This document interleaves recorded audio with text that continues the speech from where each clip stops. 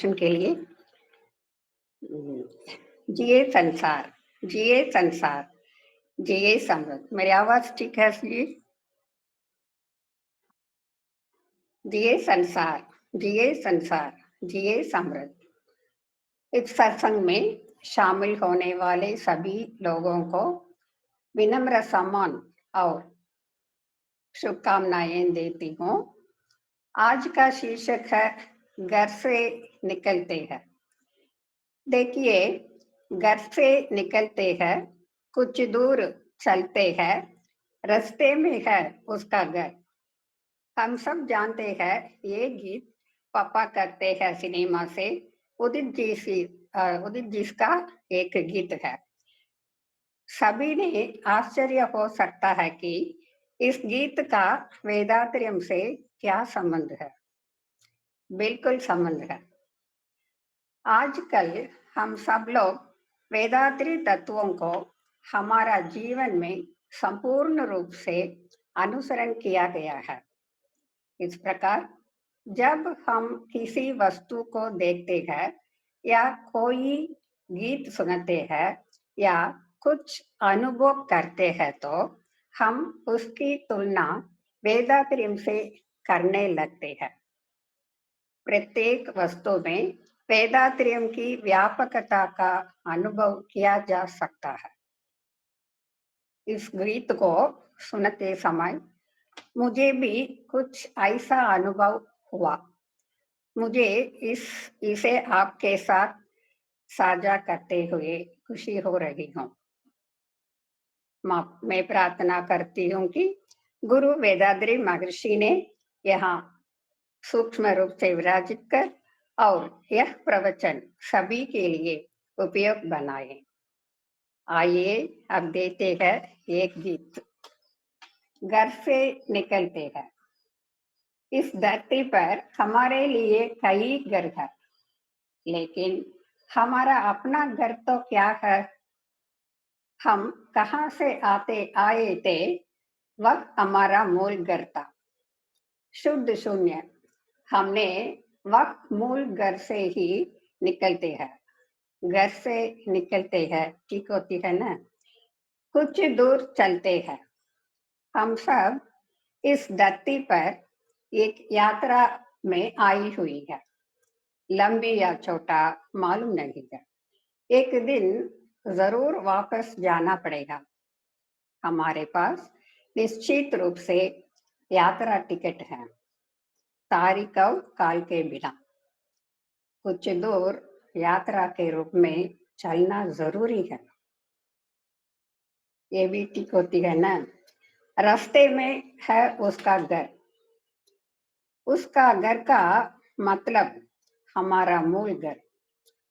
वो एक मंदिर है। क्या मंदिर? ज्ञान का मंदिर।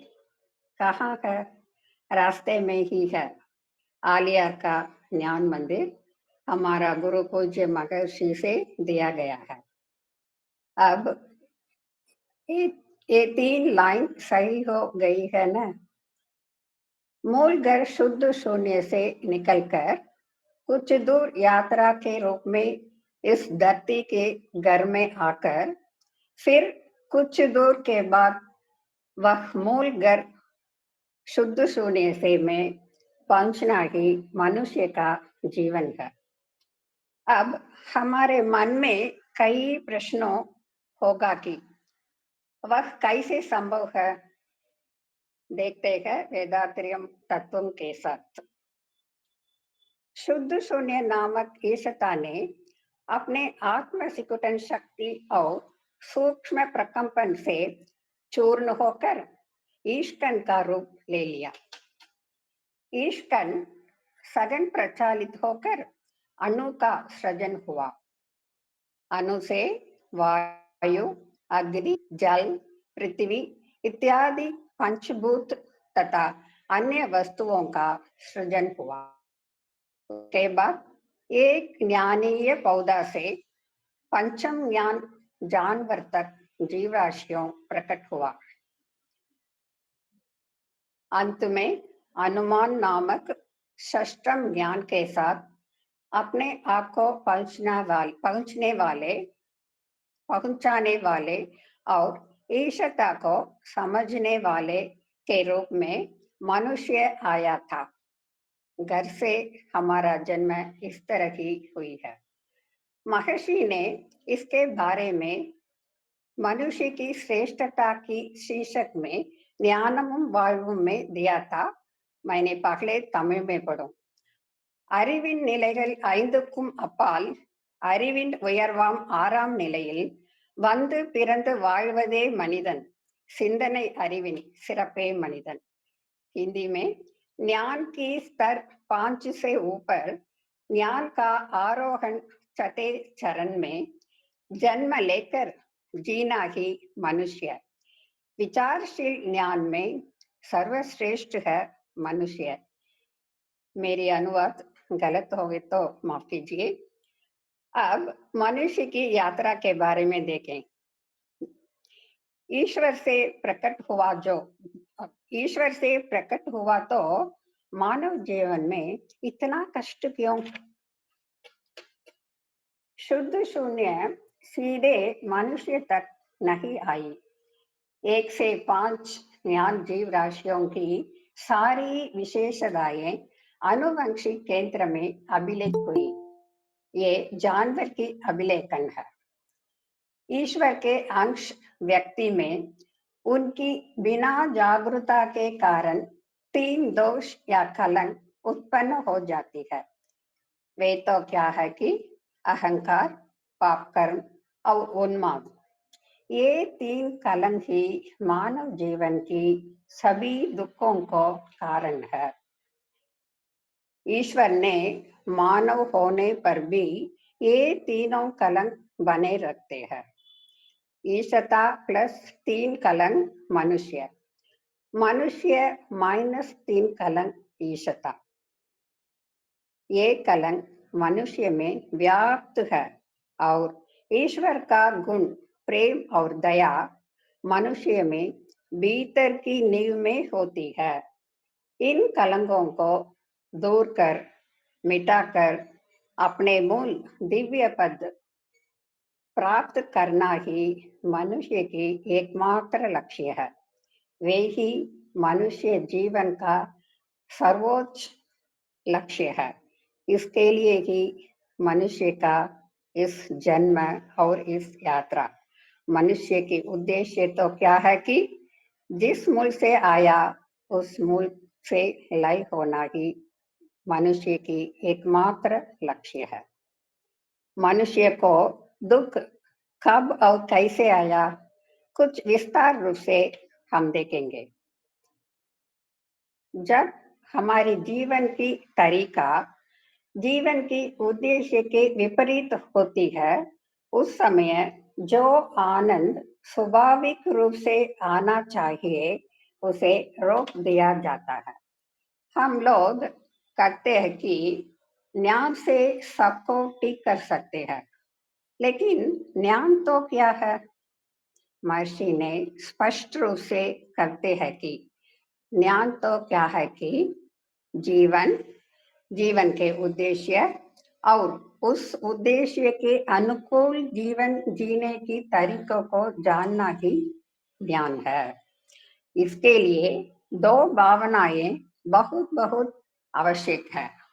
एक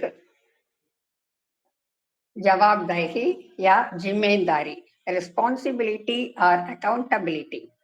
दूसरा जागरूकता, अवेयरनेस।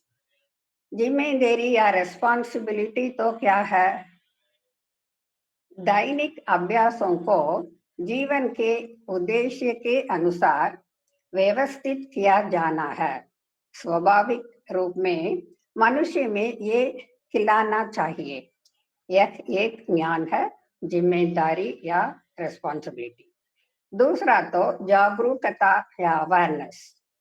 तो क्या है कि हम गलतियां करते हैं और जो गलतियां हम करते हैं वे दुख का कारण बनती है और उसे हम पहले जानना ही जरूरत है। इस तरह ज्ञान आने के बाद यह जागरूकता आनी चाहिए कि आगे के कष्टों से बचने के लिए हमें और गलतियां नहीं करनी चाहिए। यह जागरूकता है, यह दूसरा ज्ञान है। देखिए, महर्षि जी ने कितनी अच्छी प्रकार से हमारे जीवन के लिए इतना तरीका दे दिया था। आमतौर आमतौर पर हमें आवश्यकता, आदत और परिस्थिति की इन तीन स्तरों पर प्रेरित होकर गलतियां करते हैं। हमारे जीवन में अक्सर अम, इस तरह की गलतियां करने की तीन ही कारण है: आवश्यकता, आदत और परिस्थिति। हम इस तरह आकर्षण में फंस जाते हैं और अधिक से अधिक कष्ट भोगने पड़ते हैं। फलस्वरूप कर्म अर्थात जन्म का उद्देश्य भूल जाते हैं। अहंकार से उत्पन्न लोभ आदि 6 अवगुण बढ़ते रहते हैं। परिणाम स्वरूप 5 महापातक कहे जाने वाले 5 महाबुरे कर्म दिन व दिन बढ़ते जा रहे हैं। ईश्वर के चिंतन लुप्त हो जाते हैं। इस स्थिति को बदलने के लिए उचित मानसिक प्रशिक्षण की आवश्यकता है। कैसे मिलेगा हमको? क्योंकि मन ही गलतियां करता है। ये मन ही गलतियां न करने की संकल्प लेता है। ये ही गलती न करने का रास्ता चुनते हैं। मन को पुरानी स्थिति में रखकर नए रास्ते पर नहीं चल सकते हैं। मन की दुखों को दूर करनी चाहिए। मन को नीच करना और ऊपर उठाना केवल मन में रखने वाली मनुष्य के पास ही है। देखिए, मनुष्य कितना श्रेष्ठ है। जब मन अपने मूल स्थान प्राण पर केंद्रित करना है, फिर उसकी मूल ईशता पर पहुंचते हैं, तब मन सर्वश्रेष्ठ बन जाते हैं। इस स्थिति में मन और ईशता दोनों एक ही गुणवत्ता में ही है। इसे ही हम इंसान भगवान बन सकते ही करते हैं। तमिल में மனிதன் என்பவன் தெய்வமாகலாம், इस तरह करते हैं। इस स्थिति पर कौन उठाता है और कैसे? किसी ने इसके लिए आना चाहिए ना। जो लोग अपने आप को वैश्विक मानवता की भलाई के लिए खुद को समर्पित कर सकते हो, वो लोग ही कर सकेंगे। इस प्रकार स्वयं की आजीवन परोपकार के लिए अर्पित कर दिए वाले एक अतुलनीय महान है हमारा गुरु पूज्य श्री वेदाद्री महर्षि। இந்த பிறவியில் முன்வினை அறுத்து எல்லையில்லாமை பொருளை அடைவதற்கு வந்த ஒரு உதவி குரு உயிரின் சேத்தை। इस महान जन्म में पूर्व दुष्कर्मों को काटकर अजीम सत्य को पहुंचने को आई एक मदद है गुरु की समावेश। गुरु की सहायता के बिना मनुष्य को ईश्वरता का प्राप्ति असंभव है। गुरु ईश्वरत्व से अवगत होती है। ज्ञान के माध्यम अज्ञान को दूर करने वाले हैं गुरु। गु का मतलब अज्ञान नामक अंधकार, रू का मतलब उस अज्ञान को दूर करने वाला है। इसी लक्षण के साथ है हमारा गुरु पूज्य वेदाद्री महर्षि। महर्षि ने मनुष्य महान बनने के लिए सारी विषय मनोसमृद्धि कला के माध्यम प्रकट किया है। ये कला सिर्फ योगा ही नहीं, बल्कि हम जानते हैं कि मन तो क्या है। उन्होंने मानव जीवन की उद्देश्य के लिए जीने के सभी तरीकों बताया। मनुष्य जीवन एक त्रिकोण है, स्वयं, प्रकृति और समाज। इन तीन पहलुओं के भीतर रखना चाहिए। इससे प्रकृति अपरिवर्तनीय है। जहां तक मन यहाँ जानता है और सम्मान करता है, उस सीमा तक मन ऊंच होगा। समाज प्रकृति के कुछ नियमों के अनुसार संगठित होता है। मन को समाज की समृद्धि और उसकी व्यवस्था को सुरक्षित रखने और उसका आनंद लेने की परिपक्वता प्राप्त करनी चाहिए। हर काम मन से ही करना चाहिए। मन तो क्या है? मन ही मनुष्य। मन मनुष्य और ईश्वर को जोड़ते हुए एक दिव्य मार्ग या दैविक रास्ता है। प्राण शक्ति, उसे सहारा देने वाले शरीर और उसके उठाने वाली मन, इन तीनों को समुचित ढंग से रखने से ही मनुष्य का उद्देश्य पूरी होगी। ये सब महर्षि की मनोसमृद्धि कला में समाहित है। उन्होंने शरीर के लिए सरल देहाभ्यास दिया था। इसके पूरे शरीर में व्याप्त जानवर की अभिलेखन चुप जाते हैं। शरीर स्वस्थ और समृद्ध होते हैं। प्राण कण की गिनती को अधिक करने और उसे समृद्ध रूप से रखने को अति महत्व कायाकल्प अभ्यास महर्षि जी ने दे दिया। मनोसमृद्धि के लिए उनकी देन आदि अद्भुत है। इसे 4 अंगों के अंग के रूप में दिया था। अंतर्ध्यान, आत्मविश्लेषण, सद्गुण प्राप्ति और संपूर्ण प्राप्ति।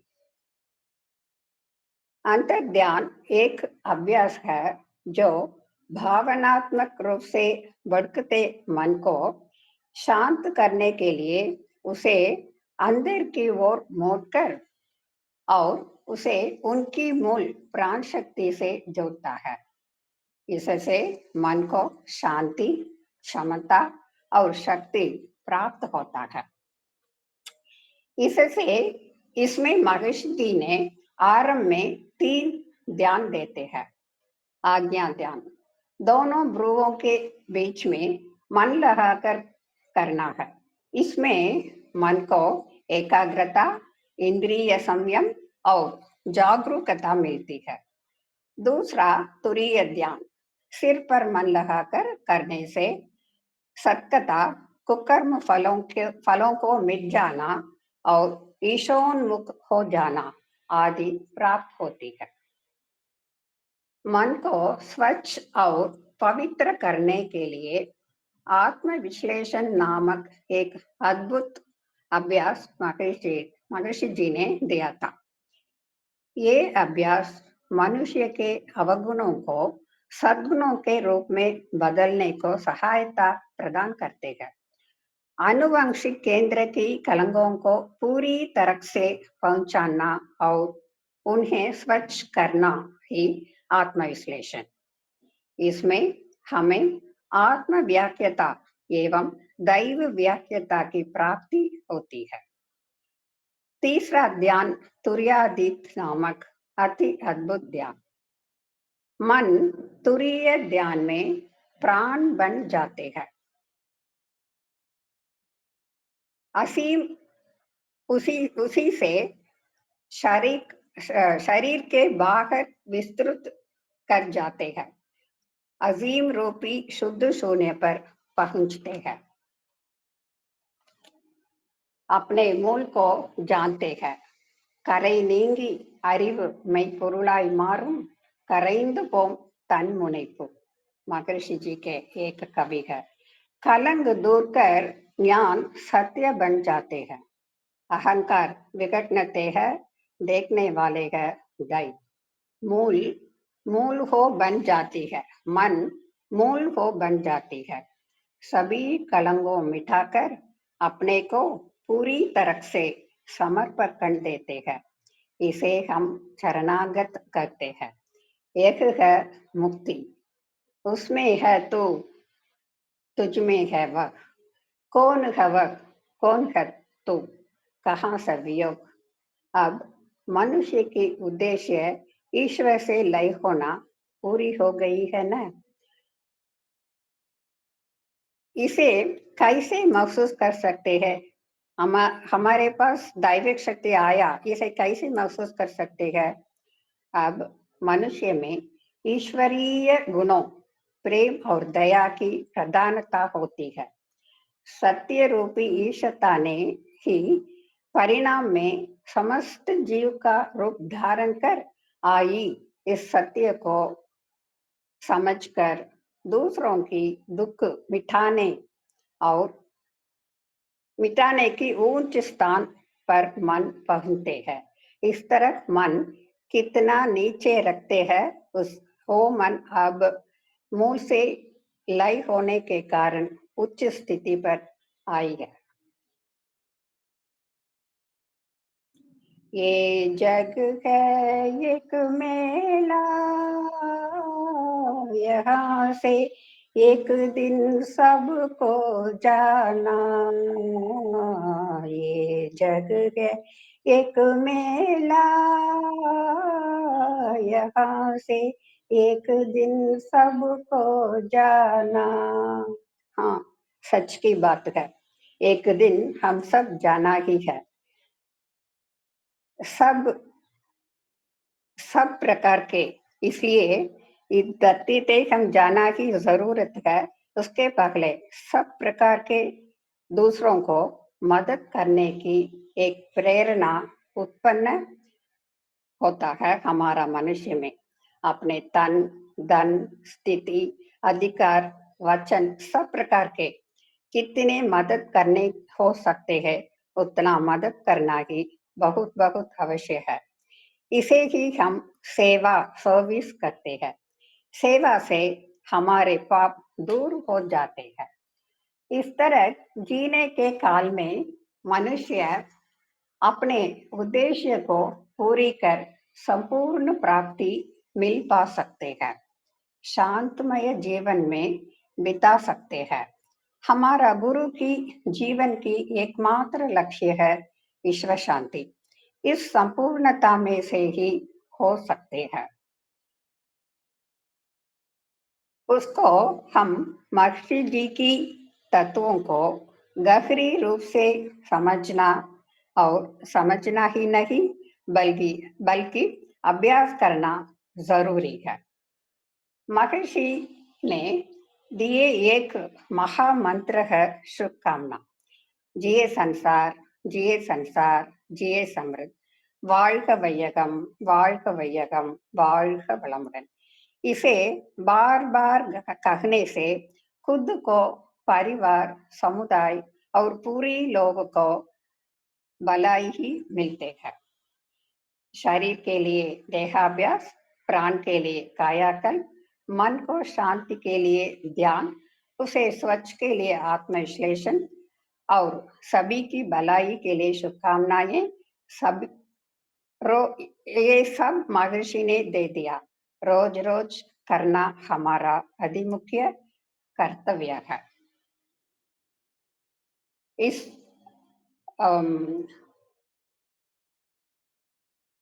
प्रपंच की नंदवन में बोलने, हंसने और ज्ञान से चिंतन करने को एक अंतिम फूल है मनुष्य।